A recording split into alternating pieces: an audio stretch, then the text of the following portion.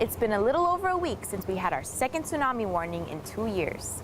Today we're sitting down with Mayor Alan Arakawa to talk about tsunami preparation and awareness. Are you ready?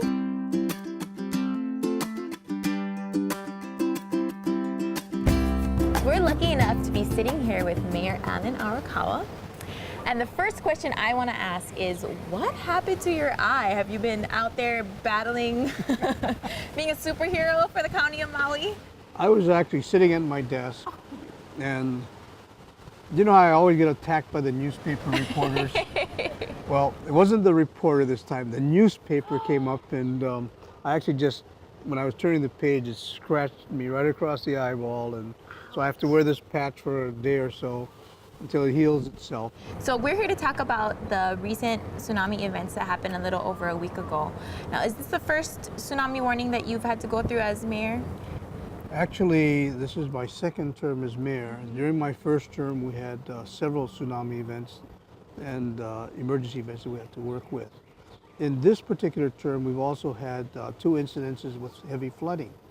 So we're very familiar with how to activate the emergency centers and what the civil defense system is.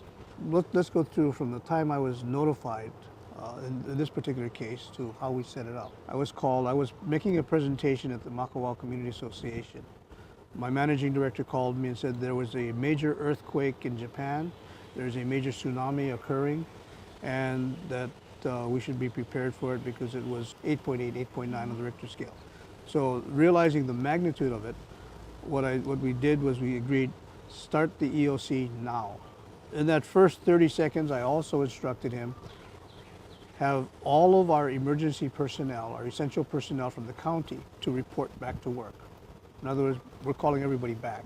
Any vehicles that we have, move them out of the tsunami inundation zone, make sure every county vehicle was topped off, we had fuel. Make sure that all of our lift stations, all of our generators, all were topped off and we had fuel in those stations. And to start the assembly of all of our essential equipment in the critical areas throughout the county. We were stationing backhoes and bulldozers in the anticipated areas where we're going to need help had a tsunami occurred, and it did, where they would be needed to be located to be able to react immediately to cleanup. When we have incidents like the flooding, we bring in a certain number of people that are affiliated more with that kind of a situation. In the case of a tsunami, we bring in well over 40 different agencies from throughout the county. So it's an accumulation of a huge task force that's reacting. We immediately had the police also start the process of evaluating how they were going to inform people about the evacuations. And the media was alerted. About every half an hour, media was given information on updates on what was happening. The Coast Guard and the Navy were informed that we wanted to make sure that all vessels were taken out of the harbor. So all of the large vessels were removed from the harbor area. It was pretty intense. You know, we didn't know exactly what was going to happen, but we figured we better be ready, better be safe than not. And you can see some of the damage down here for some of the boats that didn't go out. We could see a lot of the debris that had been busted off from in here actually floating out into the roadstead. So we knew there was quite a bit of damage. And then we got some reports from some people that, yeah, some of the dock had been busted off. And this guy over here, I don't think he lives here, but you can see some of the damage where the boat actually got pushed up on the dock and set right back down continuously, so it busted the dock right away. Thank God the water line didn't break, and it could have been a lot worse. And nobody got hurt. That was the main thing.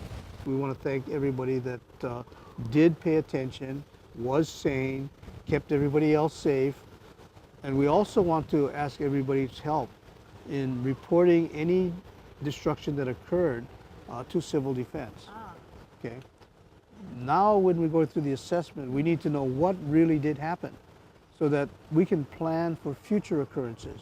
Now, assessing the damage, do you have a dollar amount that you've kind of established as far as the damage goes? I know a lot of damage was done to both the Ma'alaya and the Haina harbors. Can you talk a little bit about that? We are assessing the damage. We do not have a dollar amount. A lot of the damage is not visual. A lot of the damage is underground, and when we start looking at what is happening, we're going to find and get reports back. For instance, Kamoli area, a lot of the sand eroded off the beaches. So we're going to have to replace a lot of that. What are the costs to replace all the sand and the cost of all the studies to do that? Is there anything you think you would have changed about how the county handled this tsunami, or are you pretty satisfied? Oh, there's always room for improvement. And we do know that we have a good system.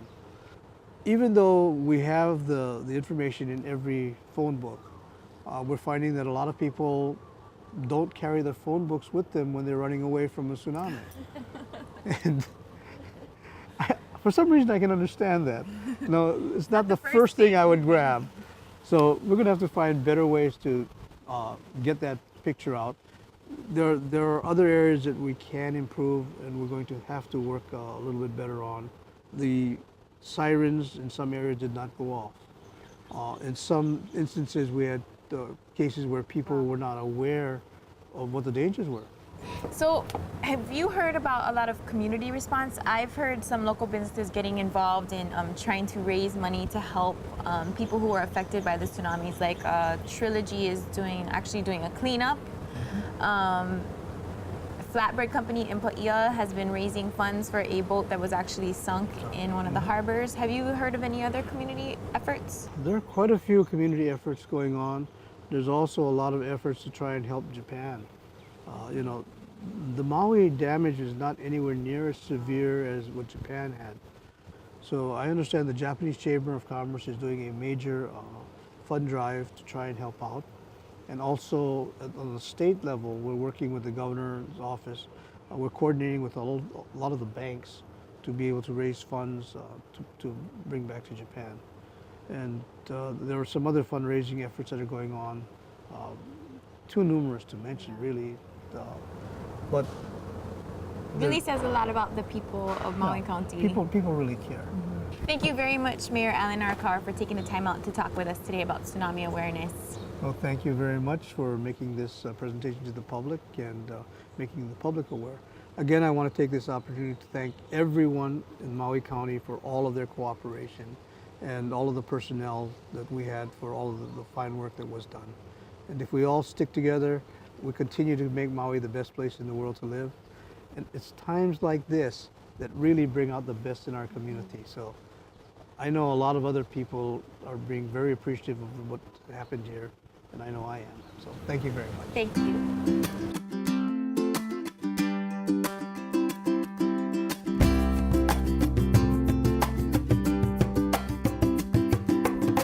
Give me sweet, sweet kisses all day, and then I'll repay you with a little bit of love now. Come on and move with me, then we can shake, shake, shake on the mango tree. Oh, that sweet juice of fruit.